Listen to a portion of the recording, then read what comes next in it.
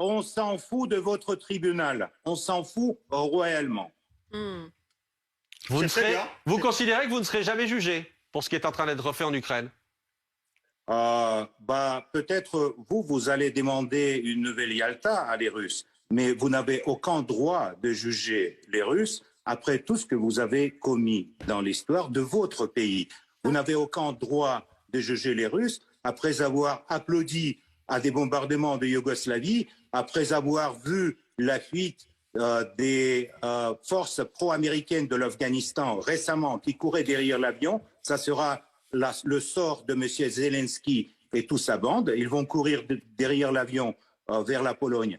Et donc, ne rêvez pas sur le procès sur les Russes. Ça, jamais aura lieu, je vous garantis.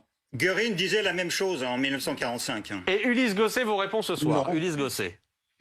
Oui, vous avez fait référence à Napoléon et à la Seconde Guerre mondiale, mais plus proche de nous, il y a eu cette guerre en Afghanistan qui a duré 10 ans. C'était également une intervention spéciale extérieure, une opération extérieure qui a duré 10 ans, qui a fait à peu près 16 000 morts officiellement, sans doute plus, mais 16 000 morts et une cinquantaine de milliers de blessés.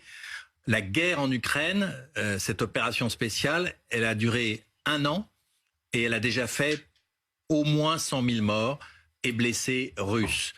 Alors, est-ce que cela, c'est pas un échec terrible que d'avoir voulu finalement lancer une opération dans un pays frère, entre guillemets, avoir tué autant d'Ukrainiens, puisqu'on parle également de 100 000 morts ukrainiens. Alors, on a vu les chiffres du général norvégien qui parle, lui, de 180 000 Russes morts et blessés.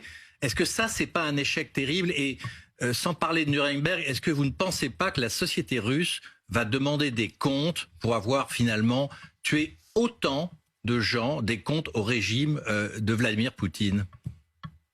Ulysse, d'abord, commençons par les faits, par les chiffres. J'ai des doutes que le général norvégien connaît les vrais chiffres. Donc, laissons les chiffres à côté. Deuxièmement, mais non, on ne peut pas laisser les chiffres de côté. Un général américain, le chef d'état-major américain, lui-même parle de 100 000 morts.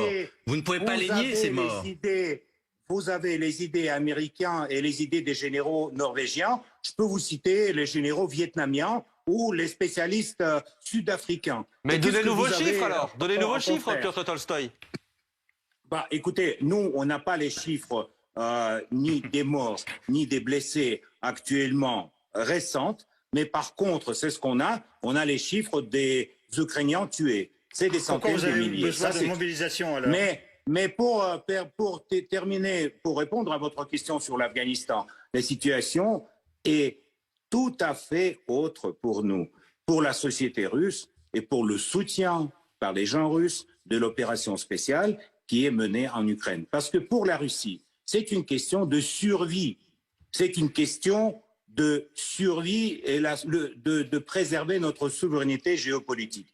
Tandis que l'idée d'aller en Afghanistan, c'était l'idée un peu communiste de l'époque, de la direction russe de l'époque, de M. Brejnev, d'amener là-bas le régime communiste. Et d'ailleurs, en Afghanistan, les écoles et les hôpitaux construits par les soviétiques fonctionnent jusqu'à présent. Tandis que les Américains, quand ils ont fui de l'Afghanistan, ils ont laissé que le narcotrafic derrière eux.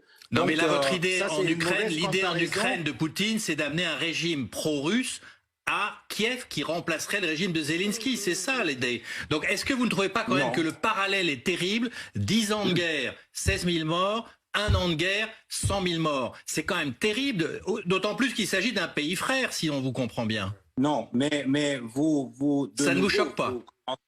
Écoutez, de nouveau, vous commencez de me citer les idées de M. Poutine. Mais si vous connaissez si bien les idées de M. Poutine, alors pourquoi vous me demandez? Si Poutine pense comme ça, alors il va faire comme ça. Moi, je vous dis, c'est ce que pensent ici les gens qui vivent dans mon pays, qui vivent autour de moi, qui chaque jour amènent les enfants à l'école, qui achètent tout ce qu'il faut pour le front et qui envoient aux soldats russes l'aide, les babouchkas qui font les chaussettes pour les soldats. Je vous dis de ça. C'est ça la solidarité de société civile avec le moment historique qui passe aujourd'hui à nos frontières à sud-est. Mais vous croyez que c'est quelque chose qui est une idée de Poutine. Donc, vous avez cette espèce de appareil analytique un peu paranoïaque. Mais En non, mais général, vous dites qu'il faut les idées de dénazifier Poutine- et qu'il faut remplacer le régime. Donc je dis, vous voulez instaurer un régime pro-russe à Kiev. Mais Non, surtout, ma question, non. c'est Monsieur Tolstoï, est-ce que ce n'est pas quand même terriblement coûteux cette guerre pour les Russes? 100 000 morts, une mobilisation de 150 000 à 300 000 hommes, c'est terrible. Vous allez être marqué pendant une génération. La Russie va payer ce prix. Vous ne trouvez pas ça excessif et inadmissible au XXIe siècle de dépenser autant d'hommes, d'argent et finalement de détruire à la fois l'Ukraine et une bonne partie de la Russie? Non, Ulysse. C'est le prix de notre future liberté et de notre souveraineté. Et ça, on ne peut pas mesurer dans la vie humaine ou dans les territoires. Ça, on mesure dans le futur du pays et de la nation. Si vous regardez aux yeux des Serbes que vous avez bombardés dans les années 90, jusqu'à présent, dans les yeux des Serbes, on voit qu'ils ont perdu la guerre. Les Russes n'ont jamais perdu les guerres comme ça. Et on voit Les pas, Russes ont perdu ça des nous guerres. pas les victimes. Bah oui. Oui, on a perdu les petites guerres avec le Japon et en Crimée, vous allez dire, mais les grandes guerres avec l'Europe, Afghanistan. comme La celle-ci, guerre de Crimée, comme vous avez celle-ci, perdu la on n'a guerre de jamais Crimée perdu. aussi. Vous avez perdu la guerre de guerre Crimée. Vous avez c'était perdu une la Première petite Guerre mondiale, guerre, vous avez c'était perdu une la guerre de petite Crimée. guerre. Attendez, colonel Oui, Goya c'était qui n'a une pas encore petite pris la guerre. parole. Colonel. Non, mais les guerres, vous en avez perdu beaucoup en réalité, bien sûr. Et puis vous parliez de la Seconde Guerre mondiale, vous êtes arrivé jusqu'à Berlin. Je rappelle que vous avez été chassé finalement de Berlin. Les troupes soviétiques qui étaient à Berlin, que j'ai vu lorsque je suis passé, ont été chassés de Berlin, ont été chassés d'Europe de l'Est, ont été chassés des pays baltes par la volonté des peuples. C'était pas du tout une action de l'OTAN. Donc ça Si, vous dérange bien pas, non? sûr. Pardon? Bien sûr que en fait, le déclenchement de la PAC de Varsovie et toutes les promesses de l'Occident de ne pas élargir l'OTAN jusqu'à nos frontières, ça, c'était une mensonge occidentale, mais on les a vus déjà beaucoup, donc on a l'habitude. Et Maintenant, on va vous avez plus obtenu croire la à des- Finlande et la Suède. Maintenant, vous avez obtenu la Finlande et la Suède à cause de votre guerre. Dans Pas l'OTAN. votre guerre. Je peux Maintenant, vous il y a dire- deux pays je qui peux étaient vous dire- neutres et qui ne voulaient je pas peux vous rentrer dans dire l'OTAN. Maintenant, ils sérieusement sont dans l'OTAN. que Enfin, presque. les moustiques en Finlande sont pour nous. Ils sont pro-russes. Donc faites gaffe, s'il vous plaît. Ça, c'est très dangereux.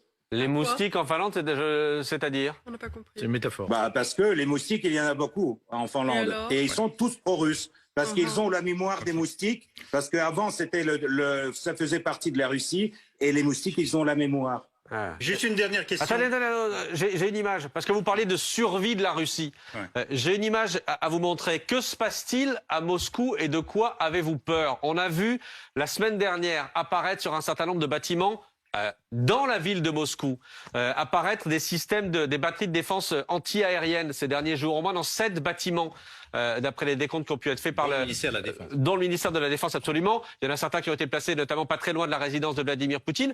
De quoi avez-vous peur? Est-ce que ce sont les drones ukrainiens qui vous font peur? Il existe les drones ukrainiens. Les Oui, drones, à Engels, les oui. drones utilisés par l'armée ukrainienne. À Engels, oui. À 2 reprises, le Mais- 5 et le 25.